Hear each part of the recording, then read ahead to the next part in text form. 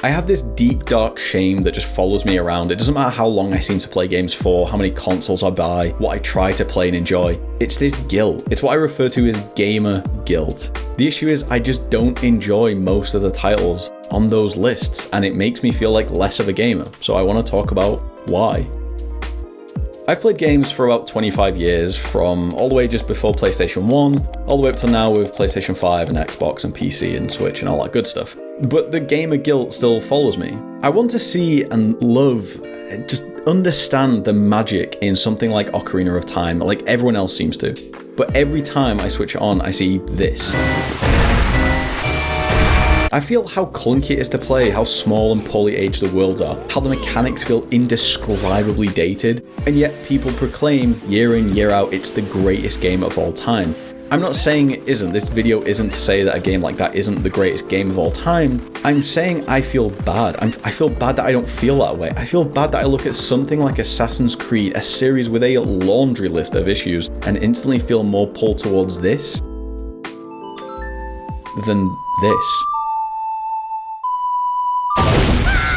It's not like older movies. I can watch a movie from the 90s and appreciate it for what it is, but I don't have to pull out the VHS tape and the player just to get the full experience. Yet when I feel the need to play something like GTA 3, a game that was missing from my gaming experiences for a while, I'm met with Play-Doh characters, bad control schemes, and just a narrative hook and pull that isn't the same as modern titles. Pimpin' and scuzzy bitches in my backyard. Movies and other medium just don't suffer the same type of aging process that games suffer from. You might be thinking, it's simple, Drake. You're spoiled. The advances of modern day game design have just spoiled you, and you're too used to everything being so formulaic and so well designed and managed and controlled. A base model PlayStation 4, I can play Spiderman, I can play Uncharted, I can play Last of Us or God of War. They're phenomenal games that honestly, in my mind, just blow like any game out of the 90s, just out of the water. But it isn't this. It's not. It's not about enjoying games that other people enjoy, but games where it feels like everyone else just gets it.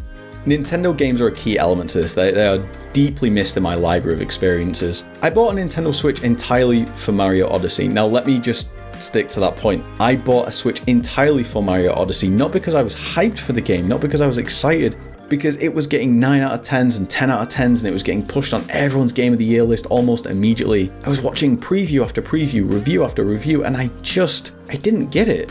I bought it, I played it, I tried to just find the wonder, the utter childhood bewilderment everyone else seems to experience, and all I felt was lukewarm. I couldn't get it.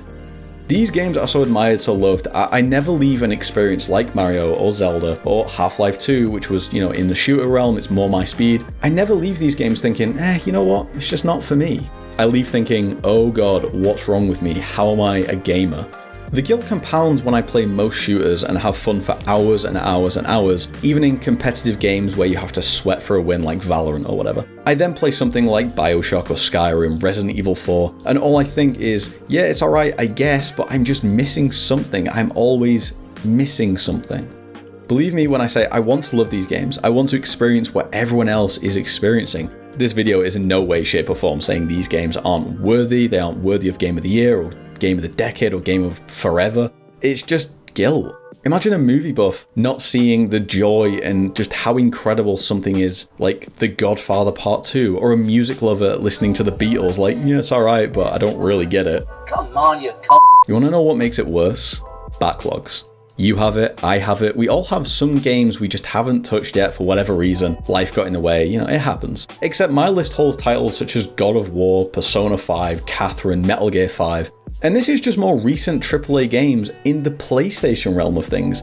This doesn't even include the likes of Celeste or Disco Elysium or Opera Dinn or Ori and the Blind Forest or even, Forza, like things over on the Xbox side of things. Part of me, I think, is just petrified that I won't enjoy my time with these games, so I stay away from them. The difference is, I have the time to play them. I just don't.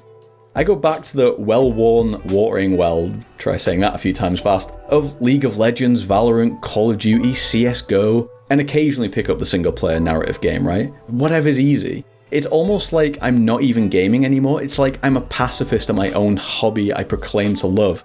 I think 2022 is the year where I try a little harder to care less and just allow myself what I did when I was a kid and enjoy that wonder, let that seep in and experience games without the pressures of, I guess, everything else.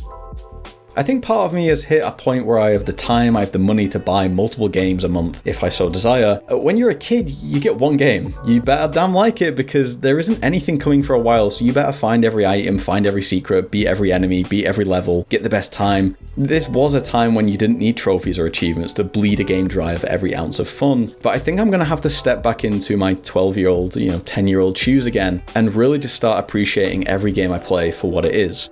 I think what would help as well is if I track that journey. So yeah, I'm going to put, should you play game X? Should you play game Y? And you know what? Maybe it's interesting. Maybe there's more people out there that feel like I do. Maybe if you've never played a Zelda game, maybe playing the next Zelda game from my perspective might be super interesting. So if you want to stick around for that, feel free to subscribe. I'm going to be covering a lot more games. Hope you're along for the journey. I'll see you in the next one.